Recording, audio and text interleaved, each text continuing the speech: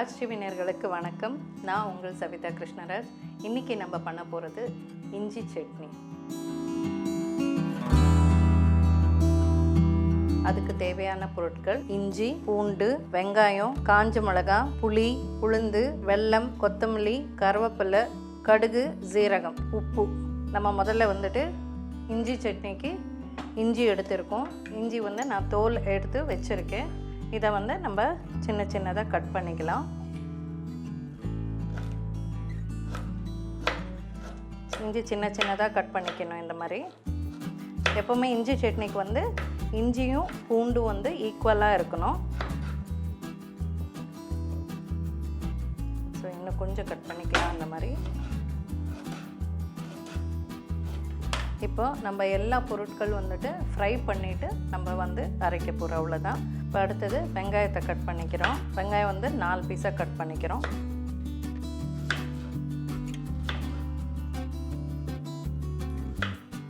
இப்போ ஃப்ரை பண்ணிக்கலாம் நம்ம.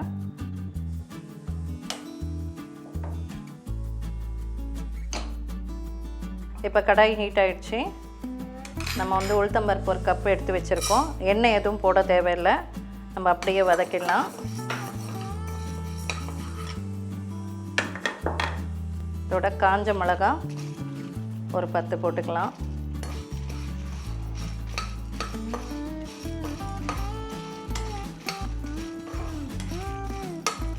இது நல்லா கொஞ்சம்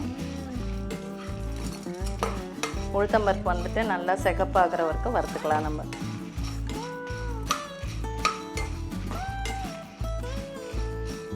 இஞ்சி ஹெல்த் பெனிஃபிட்ஸ் நிறைய இருக்குங்க. கொலஸ்ட்ரால் குறையும், உங்களுக்கு பிளட் சுகர் லெவலில் இருக்கும். எல்லா சமையல்லையும் நீங்கள் இஞ்சி சேர்த்துக்கினா நல்லது. அது மாதிரி ஆனால் இஞ்சி சட்னி எண்ணிட்டு நீங்கள் பண்ணி வச்சிட்டிங்கன்னா நீங்கள் வாரத்தில் ஒரு நாள் ஒரு 2 நாளுக்கு நீங்கள் இதை யூஸ் பண்ணிக்கலாம். ஃப்ரிட்ஜில் வச்சு கூட நீங்கள் சாப்பிட்டுக்கலாம். இது தோசைக்கு, இட்லிக்கு, சாப்பாட்டுக்கு எல்லாத்துக்குமே நல்லாயிருக்கும். இப்போ உளுத்தம்பருப்பு இந்த மாதிரி லைட் ப்ரௌனிஷ் கலரில் வந்துடுச்சு. இந்த டைமில் இறக்கிடலாம். இதெல்லாம் ஒரு பவுலில் போட்டு வச்சுக்கிறேன் ஃப்ரை பண்ணது. அடுத்தது கொஞ்சமாக எண்ணெயை விட்டுக்கலாம். கொஞ்சம் எண்ணெய் விட்டு வெங்காயத்தை நம்ம கட் பண்ணி வச்சோம் இல்லையா 4 பீஸாக, அதை நம்ம இதில் போடுறோம். அது மாதிரி இஞ்சி கட் பண்ணி வச்சுருக்கோம் 1 கப்பில், அதை இதில் போடுறோம். பூண்டு நீங்கள் தோல் எடுத்து கூட யூஸ் பண்ணலாம், இல்லைன்னா அப்படியே டைரெக்டாக கூட போடலாம்.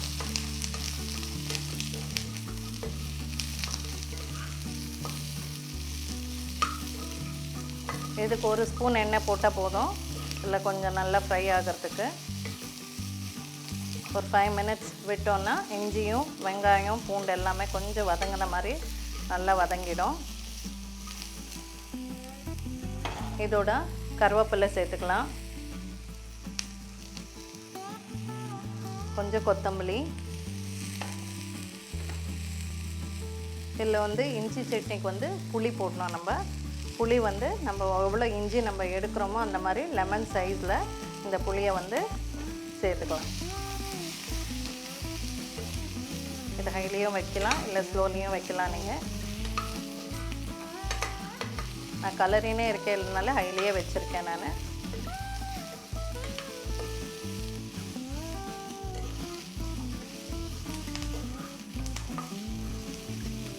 ஸோ இப்போ வதங்கிடுச்சு. இதுவும் எடுத்து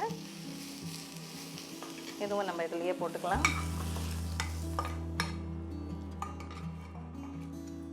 இப்போ எல்லாமே நம்ம ஃப்ரை பண்ணிட்டோம். இது ஒரு 5 நிமிஷத்துக்கு ஆறட்டும். ஆறின அப்புறம் நம்ம அடிச்சுக்கலாம். இப்போ ஆறிடுச்சு. இதை நான் மிக்சியில் ஆட் பண்ணிக்கிறேன்.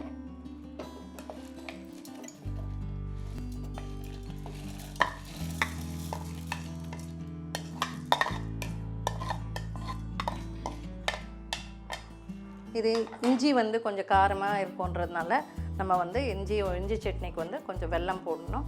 ஸோ வெல்லம் நான் இந்த அளவுக்கு ஒரு 2 ஸ்பூன் போட்டுக்கிறேன். தேவையான உப்பு ஆட் பண்ணிக்கலாம்.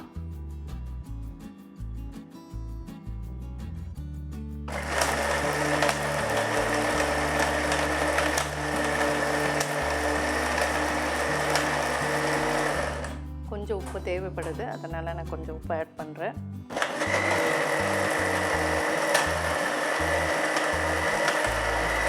இப்போ ரெடி ஆகிடுச்சு. இதை பார்த்தீங்களா, இந்த மாதிரி பேஸ்ட் ஆகிடணும் இந்த மாதிரி. ஸோ இந்த மாதிரி பேஸ்ட் ஆகிடுச்சு. இப்போ வந்து நம்ம இதை தாளிச்சிட்டு எண்ணெயில் கொட்டிடணும். கொஞ்சம் எண்ணெய் போட்டுட்டு கடுகு, சீரகம்,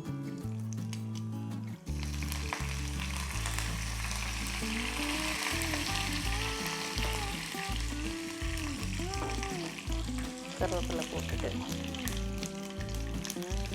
இந்த அரைச்சி வச்சுருக்கிறது இதெல்லாம் நம்ம ஆட் பண்ணிட்டோம்.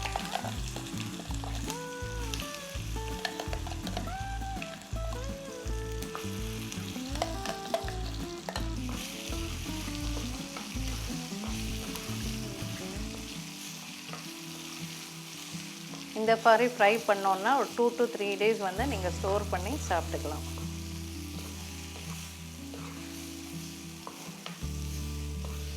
டிஃபனுக்கு, லஞ்சுக்கு ரெண்டுக்குமே நீங்கள் சாப்பிடலாம். இஞ்சி சட்னி ரெடி ஆயிடுச்சு. நீங்களும் இதை ட்ரை பண்ணி பாருங்கள். நாளைக்கு இன்னொரு டிஷ்ஷோடு உங்களை சந்திக்கிறேன். நன்றி, வணக்கம்.